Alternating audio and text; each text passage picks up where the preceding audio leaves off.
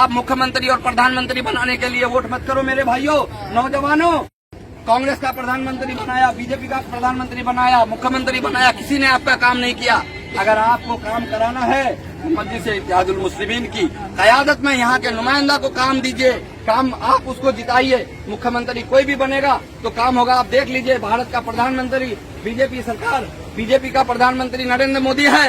उस नरेंद्र मोदी की सरकार रहते हुए 1 साल में इम्तियाज जलील साहब एयरपोर्ट बनाया और हॉस्पिटल बनाया। आपका कांग्रेस का एमपी क्या किया?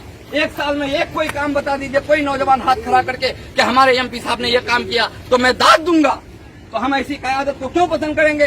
जिस कांग्रेस ने हमको 60-70 साल में खोखला किया है, उस कांग्रेस का दामन किस लिए हमने पकड़ेंगे? बेशक। इसलिए अपने मिजाज को बदलिए और कांग्रेस को बदलिए, ढोंगी सरकारों को बदलिए। अब मजलिस का हाथ थामिए, अख्तरुल ईमान साहब का हाथ थामिए, असदुद्दीन ओवैसी साहब का हाथ थामिए और देखिए मजलिस का कोई भी नुमाइंदा होगा तो वो आपका हक छीन करके आपको ला करके देगा। और जिस दिन नहीं ला करके दे पाएगा उस दिन डॉक्टर अबू साहिब का गिरबान पकड़ लीजिएगा। मजलिस की क़यादत को पहले मजबूत करके देखिए। और मजलिस करके दिखाती है, बोलती नहीं है। हम काम से सेकुलर हैं, हम काम करते हैं। अब देख लीजिए मेरे भाइयों, और यहाँ बिहार में सीमांचल में हम लोग मजदूरी करने जाते हैं, हम लोग बारिश में डूब के मरते हैं, हम लोग सबसे ज्यादा पसमानदा हैं। हमारे यहाँ स्कूल कॉलेज नहीं है, हम सबसे ज्यादा गरीब हैं। अगर हम दिल्ली, पंजाब, मुंबई, महाराष्ट्र कमाने के लिए नहीं जाएंगे तो हमारा घर का चूल्हा नहीं जलेगा। तो फिर हमसे 7.25 रुपया लिया जाता है एक यूनिट।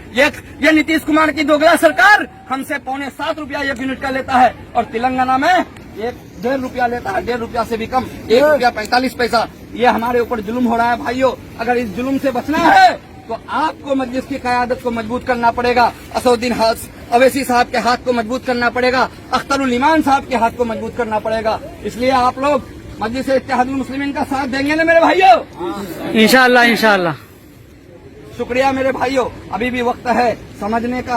आप अपने 70 साल का मुहासबा कीजिए कि हमारे यहाँ क्या बदला, क्या नहीं बदला। देखिए ये जो रोड और पुल पुलिया बनता है ना, ये किसी सरकार के बाप का पैसा नहीं है, ये आपके टैक्स का पैसा है। आपने जो हर चीज खरीदा है, मोबाइल खरीदा है, टी शर्ट खरीदा है, जूता खरीदा है, चप्पल खरीदा है, यहाँ तक के खाने पीने का भी आप सामान खरीदते हैं तो उसमें एक पैसा सरकार को परसेंटेज टैक्स में जाता है। वही पैसा सरकार के खजाने में जमा रहता है। सरकार के बाप का पैसा नहीं है, ये हमारा कमाया हुआ पैसा है। और इस हक को छीन करके यहाँ इस्तेमाल करना ये हमारी हक है, हमारा हक है, हमारा संवैधानिक हक है। जब तक हम इसके लिए आवाज नहीं उठाएंगे मेरे भाइयों, मुत्तहिद नहीं होंगे तो फिर ये हमारा इसी तरह से हकमारी करता रहेगा जैसे आजादी के बाद से आज तक सीमांचल के लोगों की हकमारी करता आया है। अरे भाई आप लोग जान हथेली में रख करके सो रहे हैं, चारों तरफ पानी ही पानी है। महानंदा का जलस्तर अगर मान लिए 6 फीट भी, अगर 2-3 फीट भी और ऊपर उठ जाए तो यहाँ के अस्तित्व मिट जाएगा। मिटेगा कि नहीं मिटेगा भाइयों? मैं गलत बोल रहा हूँ? तो इसीलिए मेरे भाइयों, नौजवानों,